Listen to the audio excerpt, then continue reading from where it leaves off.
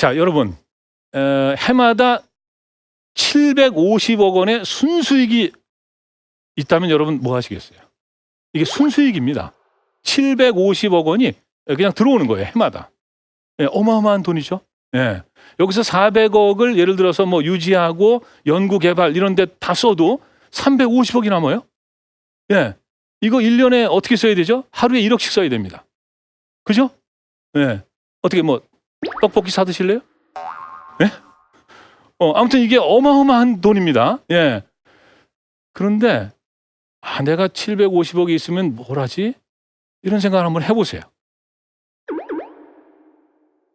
지금으로부터 약 한 100여 년 전에 1906년에 태어난 분인데 이분이 23살에 바로 이만한 재산을 상속을 받습니다. 누구냐면요.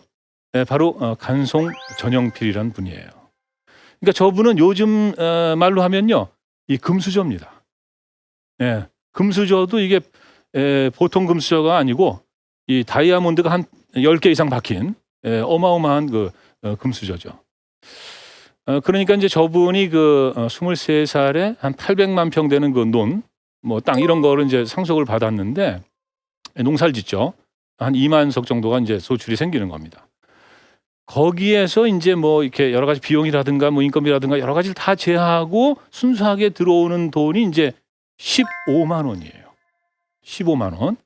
근데 그 당시에 이제 기와집, 서울에 있는 기와집 한 채가 1,000원 정도 했다고 합니다.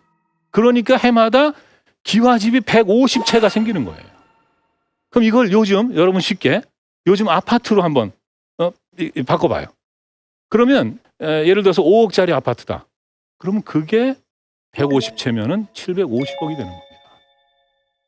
이분 750억 갖고 뭐 하셨을까요? 저도 일제 때를 안 살아봤습니다만은 일제 때는 우리가 그 식민지 백성이었습니다. 일본한테 많은 걸 뺏겼죠. 예.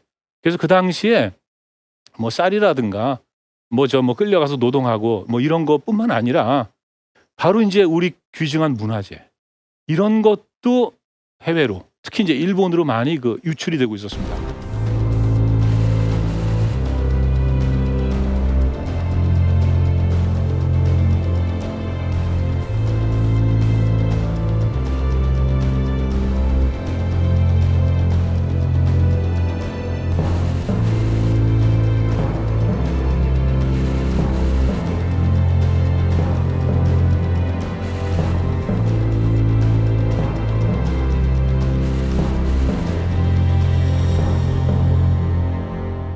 우리 그 귀한 문화재 이런 거를 일본 사람들이 그 권력이라든가 재력이라든가 이런 걸 이용해 가지고 싹쓸이 하던 이런 상황.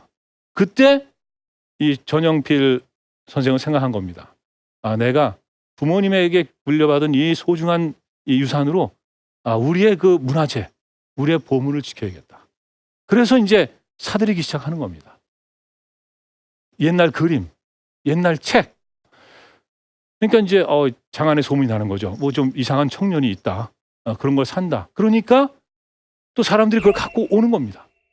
그런 식으로 이제 계속해서 조선의 그 아주 그 귀한 보물들을 수집을 하는 거죠. 제가 이제 이분이 수집한 거 가운데 뭐 한두 가지만, 몇 가지만 좀 소개를 해드리겠습니다. 자, 이게 국보 제68호, 바로 이제 고려청자입니다.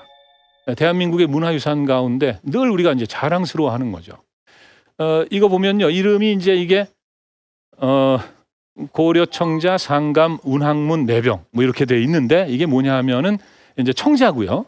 그리고 상감이라는 거는 이제 그림을 그리는 겁니다. 어떤 걸 그렸냐? 운학. 그래서 구름과 학을 그린 거예요. 그리고 매병이라는 건 이제 꽃병 뭐 이런 의미를 갖고 있는 건데 보시면은 이 구름 사이를 아주 이 학들이 신비스럽게 날아가고 있습니다. 몇 마리인지 아시겠어요? 알 수 없죠? 66마리라고 합니다. 그러니까 이게 대한민국의 국보입니다. 어마어마한 보물이죠. 이걸 누가 갖고 있었냐 하면 일본인 골동품상 마에다 사이치로라는 사람이 갖고 있었는데 이 사람이 이걸 판다는 얘기를 듣고 전영필 선생이 찾아간 겁니다. 가가지고 내가 사러 왔습니다. 근데 마에다가 딱 보니까 굉장히 낯선 그 청년이 온 거예요. 그 바닥에서 이름을 아직 못 들어봤어요. 그런데다가 심지어는 그 조선인이야. 근데 이걸 산대. 이 어마어마한 거를. 그러니까 조금 뭐라 그럴까요? 좀 깔보면서 뭐 사거나 말거나 그러면서 이제 2만 원을 부른 겁니다. 2만 원. 2만 원이 100억이에요. 100억입니다. 그런데 전영필 선생이 그 자리에서 가방을 열고 2만 원을 꺼내서 바로 지불을 한 겁니다. 그걸 갖고 온 거죠. 마에다는 엉겁결액을 판 거예요. 근데 이제 그걸 팔고 나서 들어보니까 아니 그거 더 큰 돈을 벌 수 있는데 그걸 왜 팔았냐고. 뭐 그런 사람들 있지 않습니까? 그죠? 네. 그러니까 마에다가 뭔가 후회가 되는 거죠. 그래서 전영필을 찾아갑니다. 그래서 그거 다시 내가 되사고 싶다. 근데 전영필 선생이 거절합니다. 이거는 되팔 수 없습니다. 혹시 이거보다 더 좋은 것을 갖고 계시면 저한테 가져오십시오. 제가 아주 좋은 값을 쳐드리겠습니다. 그러니까 이 얘기는 뭐냐면요. 전영필 선생이 돈을 벌기 위해서 이것을 수집했던 게 아니라는 겁니다. 예. 아까 말씀드렸듯이 바로 우리 걸 지키기 위해서. 그리고 지켰으니까 지금 우리가 저 아름다운 고려청자를 감상을 할 수 있는 거죠. 예. 고려청자 조금만 더 볼까요? 정말 아름답습니다. 왼쪽은 이제 국보 65호입니다. 제 65호. 저건 이제 기린형 향로예요. 위에 이제 기린이 올라가 있죠? 예. 예쁘죠? 예. 안 예뻐요? 예. 미적 감각을 좀 기르셔야 돼요. 예. 저도 잘 모릅니다만은. 예. 그리고 이제 오른쪽은 원숭이 모자 연적입니다. 그러니까 저 원숭이 엄마가 지금 아기를 이렇게 안고 있지 않습니까? 예. 근데 이제 연적은 뭐냐면 여러분 그 붓글씨 옛날에 붓글씨 쓸 때 먹을 갈고 그 물을 부어야 되잖아요. 먹을 갈 때 바로 그 물을 담아놓는 주전자입니다. 그런데 보세요. 원숭이 엄마가 아기를 안고 있는 그런 그 주전자인 거예요. 그러니까 이걸 보면은 세상에 이 고려를 우리가 귀족 사회라고 얘기를 하는데 그 당시 귀족들이 얼마나 화려한 생활을 했는지 이런 것도 아니면 또 그 당시 그 귀족들의 그 생활 수준이 얼마나 높았는지 얼마나 이 예술적인 그런 측면을 갖고 있었는지 이런 걸 또 우리가 알 수 있는 거죠. 저기 보시면은 이 아기 저 뒤통수에 구멍이 있죠. 네. 저기서 물이 나오는 겁니다. 뒤통수에서 구멍이 좀 작죠. 그 엄마 뒤통수는 지금 안 보이죠. 네, 엄마 뒤통수에도 구멍이 있습니다. 네, 그쪽으로 물을 따라 넣는 거예요. 아무튼 이것도 어마어마한 돈을 주고 이것을 사셨는데 누구한테 샀냐면 그 일본에서 활동을 하던 그 존 게스비라는 영국인 국제 변호사가 있었습니다. 근데 이 사람이 일본에 와서 활동을 했는데 이런 그 동양의 이런 그 자기 같은 거 그릇 이런 거에 이제 관심을 갖게 된 거예요. 그리고 수집을 하기 시작했는데 고려 자기가 최고다 이런 생각을 한 거죠. 그래서 일본에 있으면서 바로 이 청자 이런 것들이 나왔다 그러면은 바로 조선으로 건너와서 저것을 수집을 해간 겁니다. 그런데 이 사람이 이제 1937년에 이제 중일 전쟁이 일어나기 전이죠. 그때는 이제 서서히 그 일본하고 이 서양 나라들하고 사이가 안 좋아집니다.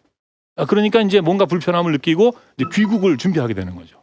그때 자기가 수집했던 이런 청자들 이걸 다 가져가고 싶은데 다 가져갈 수는 없는 거예요. 그래서 자기가 이렇게 보고 싶은 것만 한두 개 빼고는 이제 저걸 내놓는 거죠. 그 소식을 딱 듣고 전영필 선생이 바로 일본으로 찾아간 겁니다. 가서 이걸 내가 사고 싶습니다. 했는데 아무튼 이게 협상이 쉽진 않았어요. 그런데 저걸 얼마에 사셨느냐? 40만 원에 샀습니다. 40만 원이 얼마예요? 계산 막 이렇게 빠른 분들은 아시겠죠? 얼마쯤 될까요? 예? 2천억! 그렇죠. 2천억입니다. 엄청난 돈이죠. 예. 그래서 전영필 선생이 아무리 부자라도 현금 2천억이 없잖아요. 그래서 그때는 저걸 사기 위해서 땅을 이제 팔았습니다. 자기 재산 중에 일부를 처분을 해가지고 저걸 사신 거죠.